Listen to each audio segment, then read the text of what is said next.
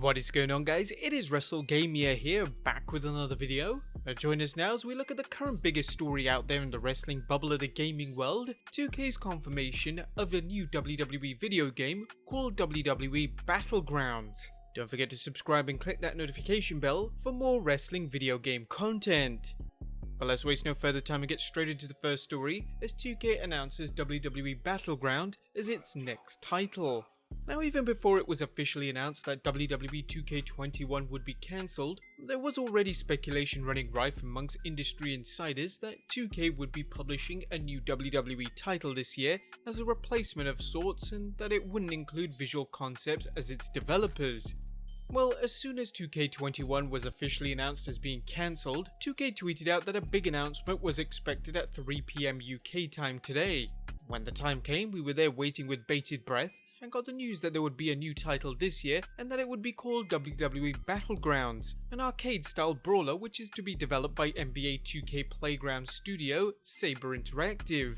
A trailer has already been released alongside the announcement on 2K's official Twitter page, and it certainly looks different.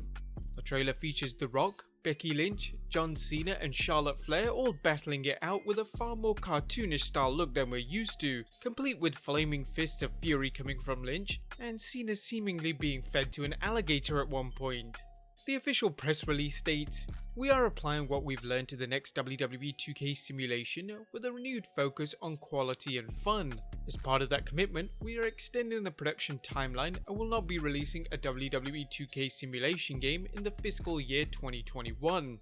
It's apparent here that the company really wanted to stress that they are focusing more on the game that's more social and easier to pick up and play here, and less like the more traditional wrestling sim found in recent editions of the WWE 2K series, which have been a sore spot for a while now, climaxing with last year's dismal effort with its myriad of glitches, graphical issues, and gameplay problems." The press release also confirms that the game will include fan favourites from all across eras in over-the-top superstar designs, including Stone Cold Steve Austin, as a graphic of him fighting The Rock is shown along with the expected release date of fall 2020, which is exactly when we would have been anticipating WWE 2K21 to hit the shelves. For those unfamiliar with Saber Interactive, the game's developers, they have been around since 2003, and their previous credits have included the likes of Halo Online in 2015, and the Nintendo Switch ports of both The Witcher 3 and Vampire last year. It was also announced this afternoon that Patrick Gilmore has been hired by 2K as the game's executive producer. Gilmore himself is a 25-year-old video game industry veteran with credits dating far back as Disney's Aladdin on Sega Genesis, and has also worked on a number of other hit games such as Killer Instinct and Medal of Honor, so he comes with an impressive pedigree of his own. This at least leads us to believe we'll be getting a game that is competent gameplay-wise if nothing else, though the jury's out on how good it will be yet. But let's ignore that right now, because we haven't even talked about the most important opinion yet. What has the fan feedback been like? Well, based on Twitter replies on the official announcement post, so far it hasn't been great, with gamers almost unanimously deriding the announcement as disappointing, saying that they would have much rather had some updates to improve upon 2K20, which they had already forked out a lot of cash for, or even the release of a GM mode in some form. Yeah, it seems based on these early responses, this decision may end up heavily backfiring on 2K just when they need the good press the most, but we'll play devil's advocate here and wait for more information on the game to come out, because while it does look good, it's not anything groundbreaking. This could be fun to play, as long as it's not a rehash of 2011's WWE All-Stars video game, which some angry gamers are already accusing them of.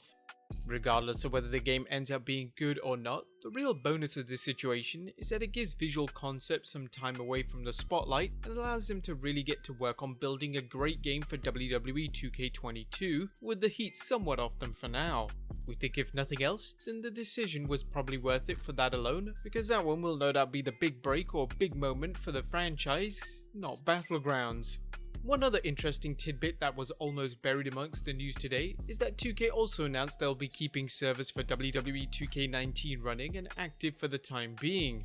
This is a big positive and something that fans have been asking for ever since the release of 2K20. This means those players won't be forced to buy 2K20 if they want to keep playing against their friends online while they wait for the next edition to come out, because let's be honest, who wanted to buy 2K20 at this point? But there you have it guys, the latest wrestling gaming news. What do you guys think of the game?